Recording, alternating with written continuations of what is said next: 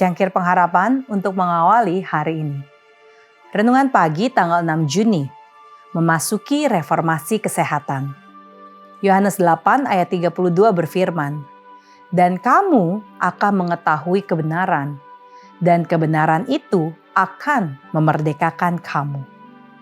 Dalam konteks ketidaktahuan tentang kesehatan, kita mendapati munculnya gerakan reformasi kesehatan Amerika selama tahun 1830-an. Salah satu reformis yang paling berpengaruh dan representatif adalah Sylvester Graham. Kita dapat melihat sekilas ide-idenya dari sebuah artikel tahun 1837 di The Graham Journal. Menurutnya, pertama, makanan utama haruslah sayur-sayuran dan buah-buahan. Kedua, roti harus dibuat dari tepung yang tidak dirafinasi. Dan yang ketiga, krim yang baik dapat digunakan sebagai pengganti mentega.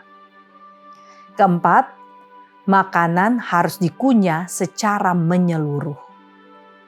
Dan yang kelima, daging-dagingan dan ikan sebaiknya dihindari. 6. Harus menghindari lemak, kuah kental, dan bumbu pedas. 7.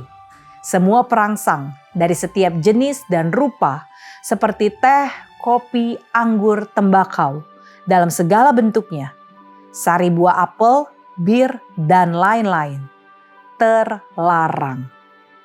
8. Air jernih adalah minuman yang diutamakan. 9. Makanan terakhir pada hari itu haruslah makanan ringan dan dimakan 3 atau 4 jam sebelum tidur. 10. Tidak boleh ada sepotong makanan pun dimakan di luar waktu makan. 11. Hindari makan terlalu banyak. 12. Pantangan harus selalu lebih diutamakan daripada minum obat. Dan yang ke-13, seseorang harus tidur sekitar 7 jam sehari di ruangan yang berventilasi baik. 14, selalu hindari pakaian ketat. 15, mandi setiap hari dengan air hangat atau dingin sangat dianjurkan. 16, olahraga di udara terbuka sangat diperlukan. Dan 17, roti yang sudah 12 hingga 24 jam tidak boleh dimakan. Bagi para reformis kesehatan rohani, hukum-hukum kesehatan itu bersifat ilahi. Jadi, Theodore Dwight Weld dapat menegaskan bahwa ini adalah hukum-hukum Tuhan. Sebagaimana halnya, kasihilah Tuhan dengan segenap hatimu dan kasihilah sesamamu manusia seperti dirimu sendiri. Mematuhi hukum-hukum tersebut berarti memiliki tubuh yang sehat, sedangkan melanggarnya mendatangkan penyakit. Menurut Weld, pilihannya adalah antara menaati Tuhan dan menentangnya, memelihara kehidupan dan menghancurkannya, mentaati perintah ke-6 dan bunuh diri. Yang jelas terkait dengan gerakan reformasi kesehatan, dan yang cukup sesuai dengan itu adalah munculnya bentuk-bentuk praktik medis yang menentang teknik pemberian obat dan mengeluarkan darah yang menjadi standar pengobatan saat itu.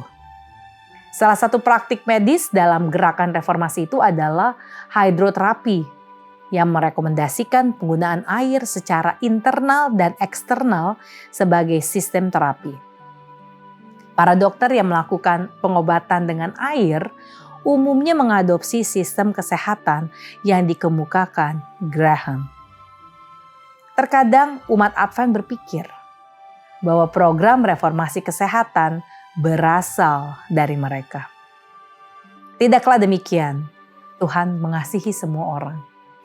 Dan Dia menggerakkan hati banyak orang untuk meringankan penderitaan penghuni planet yang sakit ini. Puji Tuhan atas luasnya belas kasihan-Nya. Doa kita hari ini, Tuhan terima kasih atas kasih-Mu bagi semua manusia. Tuntun kami hidup sehat, bijak, dan seimbang, agar kami menghargai tubuh sebagai anugerah-Mu dan setia memuliakan nama-Mu setiap hari. Amin.